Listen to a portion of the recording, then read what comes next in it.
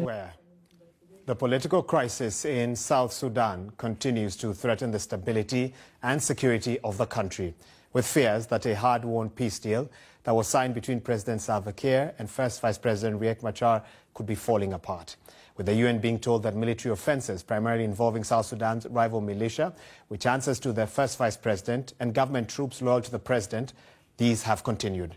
Now, on Monday at the United Nations Security Council, a senior UN official warned that the country is teetering on the brink of returning to a full-scale civil war.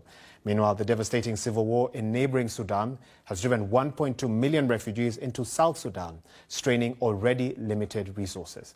Well, I'm now joined live in studio by Nathaniel Oyet, who's the acting chairman of Mr. Machar's SPLM-IO party. Nathaniel, thank you so much for joining us on the program. Maybe first begin by updating us on Mr. Riek Machar's current state. When did you last speak to him since the announcement was made that he's been under house arrest?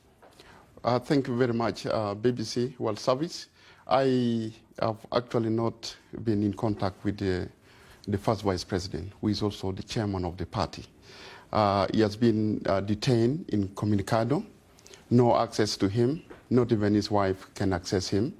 Nobody can access him. So he's just under detention under very squalid condition. As a result of this, is there any discussions or dialogue with the SPLM in government regarding this and your party? Well, we have been calling for dialogue. All our media engagement and our diplomatic engagement has been pointing toward dialogue. But we have not received any feedback from the SPLM in government. Instead, they have been refusing to meet peace envoys who visit Juba from European Union and also from IGAD. African Union, they have always been denied access to the First Vice President. I mean, even as you talk about the call for dialogue, the UN is saying that military offences involving troops who say they're loyal to your side and, of course, government forces are ongoing. There's a call for de-escalation of tensions, stop the hostilities. Are you willing to call anyone who may be loyal to your party to that? We are not on offensive, we are on defensive. It is them, the SPLM-IG and their military force, the SSPDF, joined by Ugandan troops, UPDF, and also RSF. They have been on offensive against the cantonment which has been created by the peace agreement. The training centers where the unified forces were being trained all came under attacks. As I speak now, all our forces had to withdraw for their safety. What's the way forward for peace? The way forward for peace is dialogue. But Salva Kiir has refused dialogue. SPLM-IG, they don't want dialogue. Even the call from the international community towards dialogue, IGAD, that is guaranteeing the peace agreement, called for dialogue, and they have been having many visits, missions to Juba, but all in vain. The UN is calling for both sides to play a role in this. What more can you do on your end?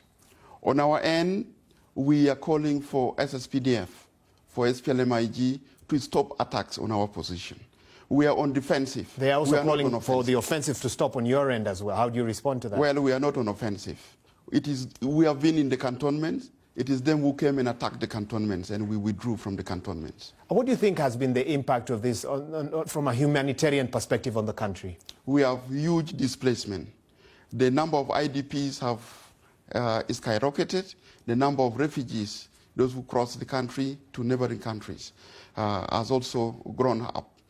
We have over 4 million refugees in the neighboring countries. We have over 2 million IDPs also in the internally displaced person camps with the UNMIS.